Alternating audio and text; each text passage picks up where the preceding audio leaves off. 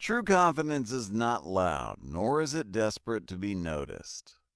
It does not need the approval of others to feel strong, because it is rooted in an understanding of human nature, of the world, and of oneself. Those who are truly confident are not swayed by fleeting praise or temporary insults. They do not cling to every opinion thrown at them. They know that the opinions of the crowd change with the wind, and to build one's worth on such unstable ground is to condemn oneself to weakness. Confidence becomes powerful when it does not depend on others at all, but instead rests on the unshakable belief that one can endure, adapt, and prevail in any circumstance. The most powerful trait of true confidence is restraint. The man who believes in his strength does not need to prove it in every encounter. He does not waste energy convincing the world of his worth. His silence unsettles those who are insecure. His calmness irritates those who thrive on chaos. His ability to remain still when others are agitated, or to act decisively when others are paralyzed, is what marks him as superior. It is in restraint that confidence shows its sharpest edge, because restraint is the language of control. To control oneself is the first step to controlling others, and the man who cannot govern his own impulses will always be a servant to those who can. The crowd believes confidence is a performance. Loud words, broad gestures, visible demonstrations of strength. But true confidence is invisible until it must reveal itself. The lion does not roar at every animal in the jungle. It saves its force for the moment it must strike. So too must a man of power conserve his energy, showing the world only what is necessary, never what is excessive.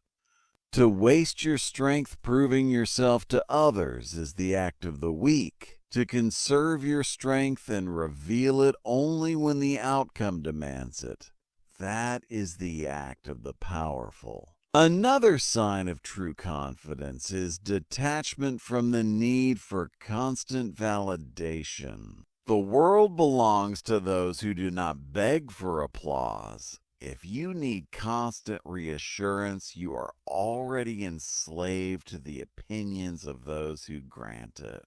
But if you stand apart, if you walk with certainty even when no one cheers for you, then your presence alone will compel respect.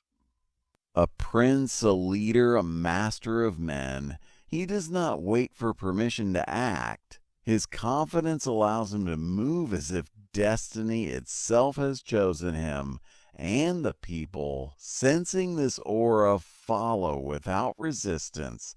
Confidence also lies in preparation. Many think that confidence is merely a feeling, but it is in truth the product of mastery. When you have studied, practiced, endured failures, and refined your skills, you carry yourself differently. You do not need to announce your readiness, it radiates from you. True confidence is born from competence, and competence is born from relentless discipline. A man who has not sharpened himself has only arrogance, not confidence. Arrogance collapses at the first test. Confidence endures because it is rooted in reality. Consider also that true confidence carries with it the ability to walk away. The man who is bound by desperation, whether for wealth, for love, or for recognition, has already surrendered his power. The confident man, however, is free because he is willing to leave behind anything that compromises his strength. This freedom terrifies others, for they cannot control the one who does not fear loss. The most confident individuals are not reckless. They simply know that their value does not depend on what they cling to, but on who they are. The most powerful trait of confidence is its quiet dominance. In every room, in every gathering, there are those who speak loudly, seeking attention. Yet it is the one who remains composed, who listens, who chooses his words carefully, that draws the eyes of all. Authority is not in the noise, it is in the weight of presence. When you need fewer words to command respect, you are closer to true power. The confident man does not chase attention. He becomes the center of gravity, and attention bends toward him. True confidence is also inseparable from patience. The insecure are impatient, for they fear missing out, they fear being forgotten, they fear being overlooked. But the confident man knows that opportunities are endless for the prepared, and that time itself works in favor of those who can wait. His patience allows him to see traps that others run into blindly. His patience gives him the advantage in negotiations, in strategy, in life itself. Patience paired with restraint makes him untouchable because he cannot be baited, cannot be provoked, cannot be rushed into a mistake. And understand this. The world is ruled by perception. It matters not only who you are, but what others believe you to be. The most confident man crafts his image carefully, never revealing the full extent of his strengths, never exposing his weaknesses unnecessarily. He allows mystery to surround him. Mystery breeds respect, respect breeds influence, and influence breeds obedience. If others cannot fully predict you, they cannot fully control you. That uncertainty is a weapon, and only those who are secure within themselves can wield it.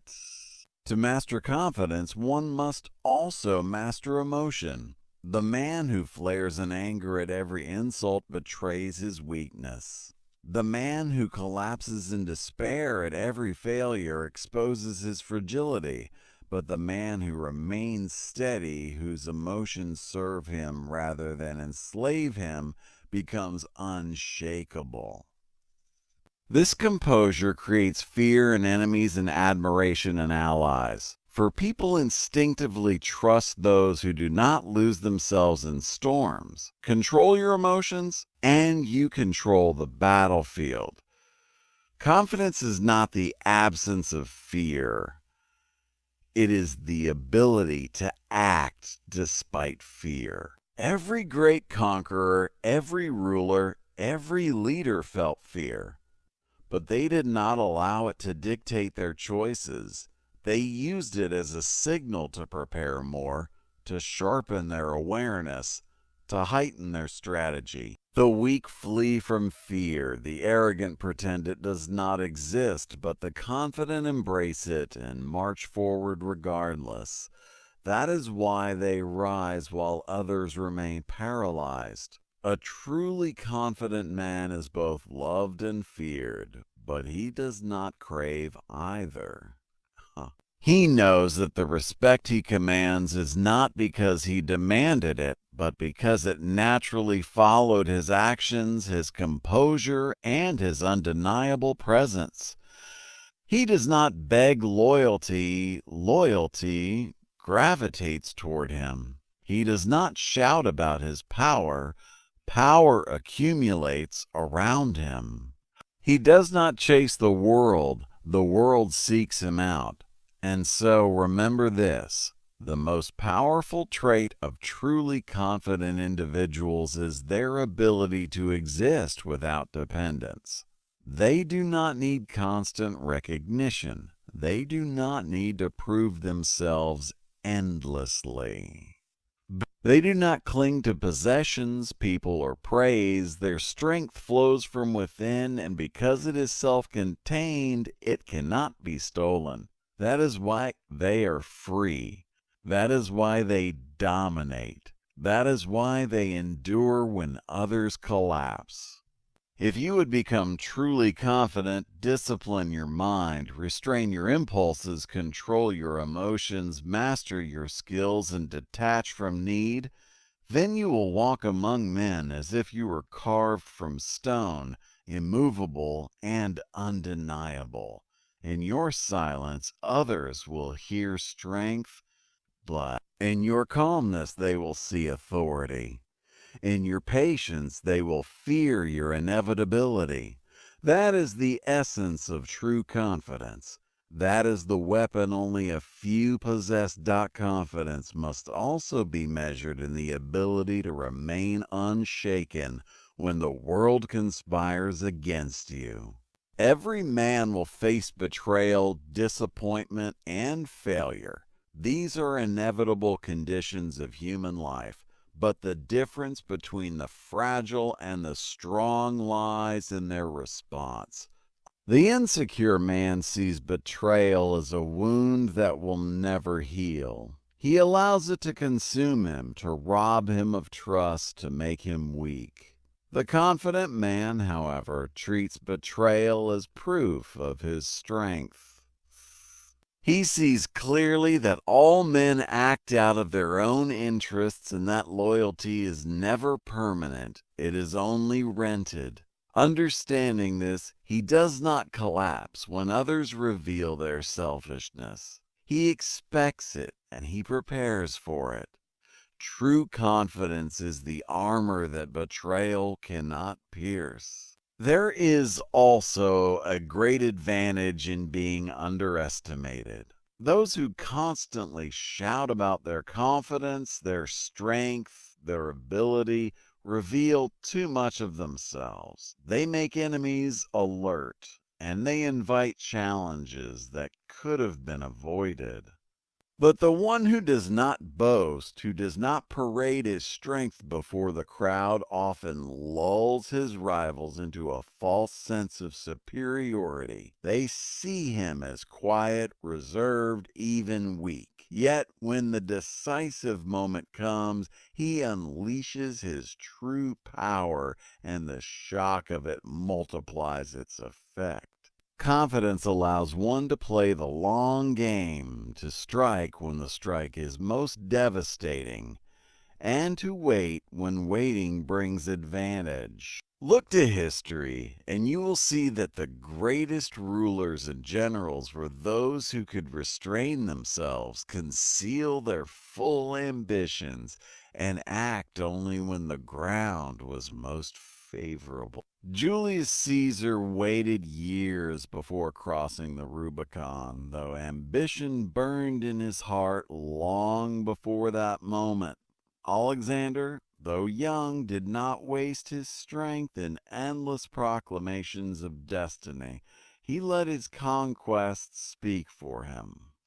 And every prince who has endured in power knew that silence and patience often conquer where noise and haste fail.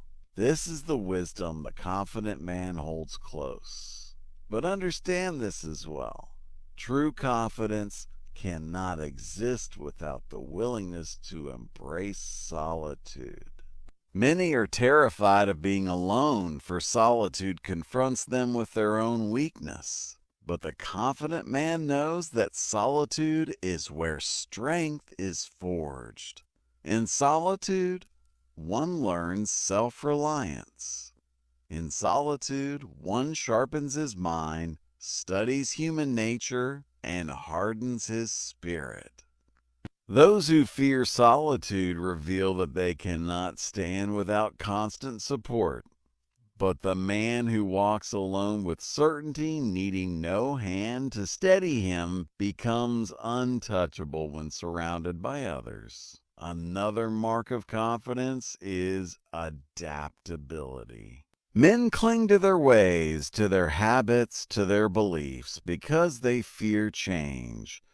But the world is in constant motion, and those who are rigid will be broken by it. The confident man adapts as the river bends, adjusting his strategy without losing his core strength. He does not complain when the world shifts. He uses the shift to reposition himself to advantage. His confidence is not the arrogance of believing the world must obey him. It is the assurance that whatever the world becomes, he will thrive within it. This adaptability, coupled with restraint, patience, and detachment, creates an aura that others cannot define. And what men cannot define, they cannot resist. They feel drawn, even compelled, by the mystery of the confident man. He reveals little, conceals much, and yet every word he speaks seems heavier than the speeches of 10 lesser men. People follow not because he demands, but because his presence convinces them there is no alternative. Do not mistake confidence for cruelty, though at times it must appear cruel. The confident man does not chase approval, and this often offends those who depend on constant affirmation. He may appear cold because he does not weep where others expect tears. He may appear ruthless because he does not hesitate when hesitation would endanger his plans. But his confidence is not cruelty. It is clarity. He sees reality without illusion, and he acts accordingly. The weak will always call strength cruel because they resent what they cannot possess.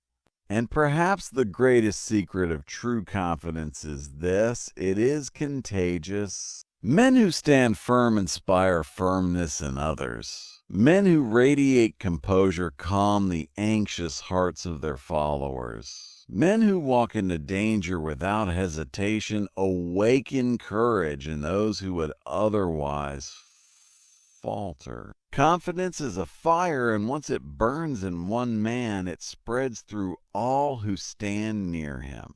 This is why armies follow generals into impossible battles. This is why nations submit to rulers whose certainty seems unbreakable. This is why men and women alike gather around those who need nothing from them, yet seem to give them everything merely through their presence. If you would rise above the masses, cultivate this flame within yourself. Do not beg the world to light it for you, for their torches are weak and flickering.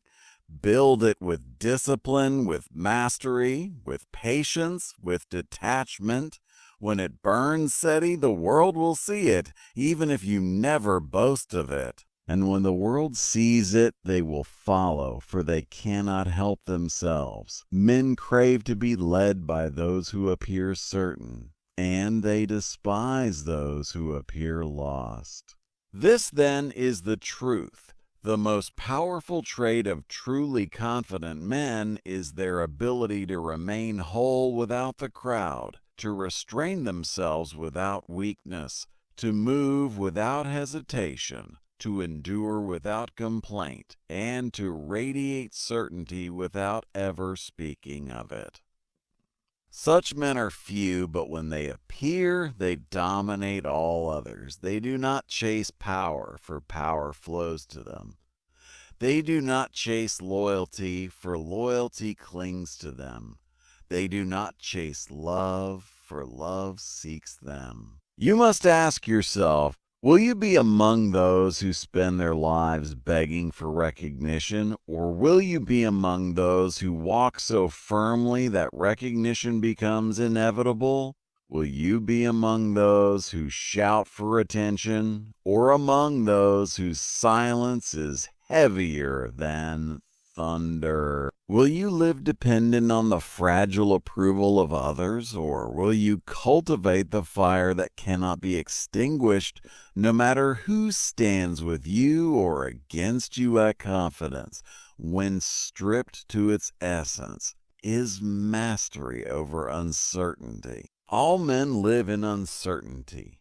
Uncertainty of fortune, of health, of loyalty, of the future. Most men allow this uncertainty to devour them. They live in hesitation, in doubt, in endless questioning. They wait for signs, for approval, for guarantees that never come. And so their lives become a long chain of hesitation, and hesitation is the mother of mediocrity. But the confident man is different. He does not beg for certainty. He does not wait for proof. He moves forward, shaping his own path, forcing events to bend under the weight of his conviction. He understands that certainty is never given. It is created by action. Those who act boldly, even when afraid, create the illusion of certainty, and the world mistakes this illusion for destiny. And destiny, once believed in, becomes real. Look at how nations fall into the hands of those who appear most certain. A people in chaos does not ask, "Who is the kindest?" They ask, "Who is the strongest?" They do not follow the man who pleads, but the one who commands. It is not perfection they desire, but the sense that someone knows the way, even if the way is carved from nothing. The confident man, therefore, triumphs not because he possesses every answer, but because he carries himself as if the answers are already his. Understand, too, that confidence must be guarded as jealously as power itself. It can be eroded by too much exposure to weakness, to gossip, to the endless chatter of lesser men. Do not allow yourself to be surrounded by the timid, for their fear will poison your spirit. Keep the company of those who strengthen your resolve, or learn to keep your own company alone. For confidence, like a flame, can be dimmed if placed among shadows too long. Another truth is this: the confident man is dangerous precisely because he cannot be easily manipulated. Those who lack confidence are slaves to flattery. Praise becomes their drug, and they will obey anyone who supplies it.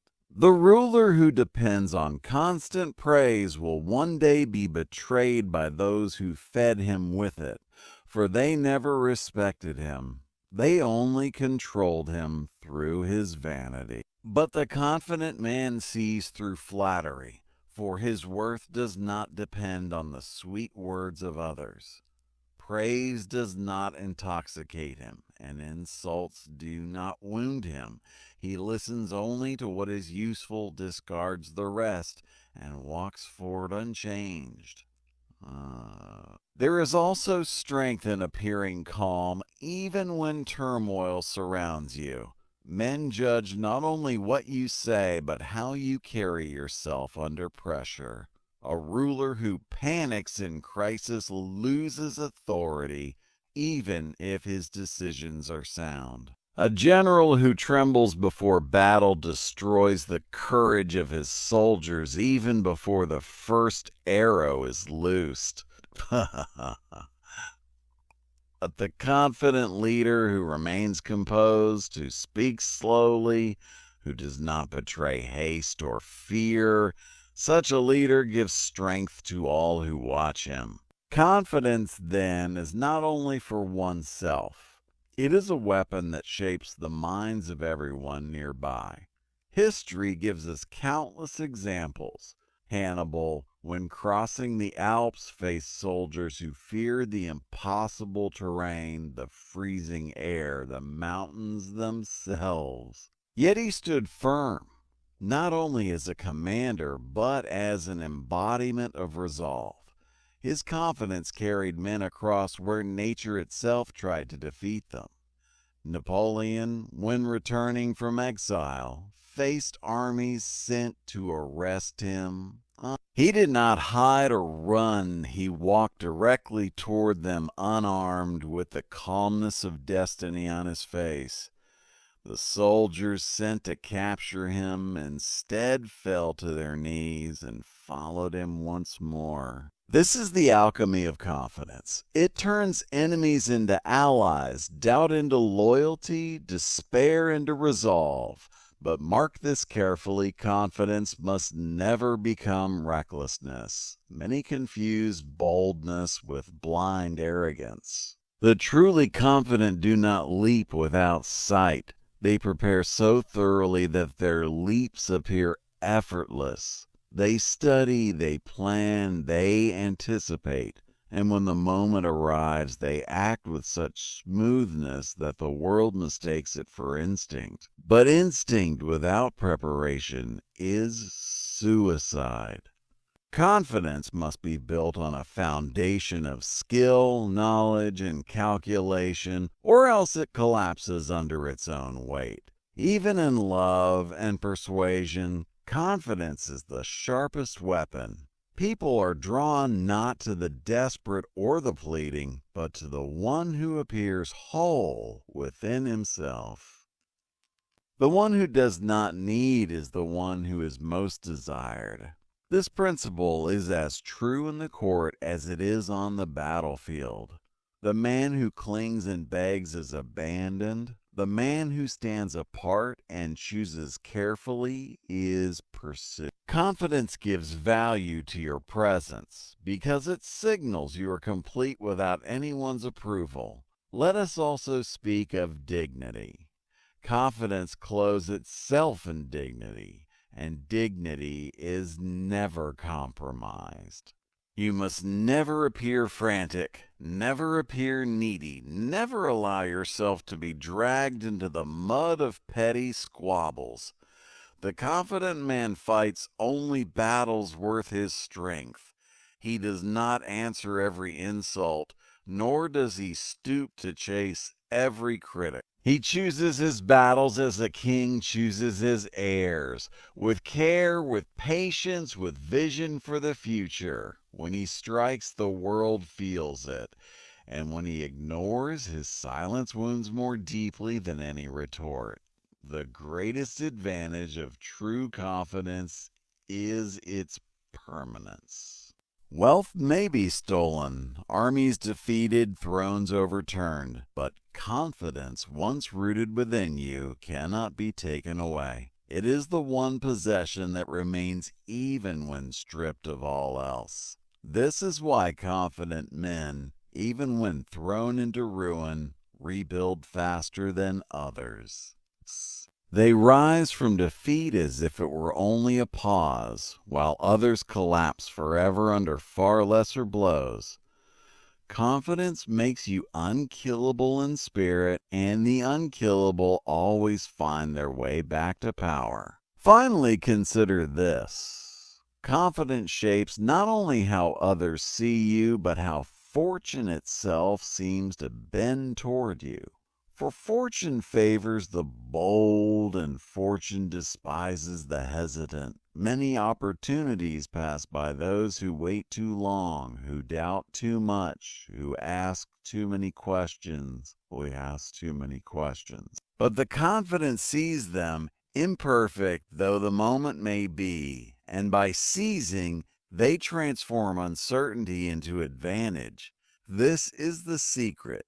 Fortune does not belong to the cautious, it belongs to the certain. So I say again, the most powerful trait of the truly confident is their ability to stand complete in themselves, unshaken by praise or insult, unmoved by fear or desperation, and unstoppable in their march toward their vision.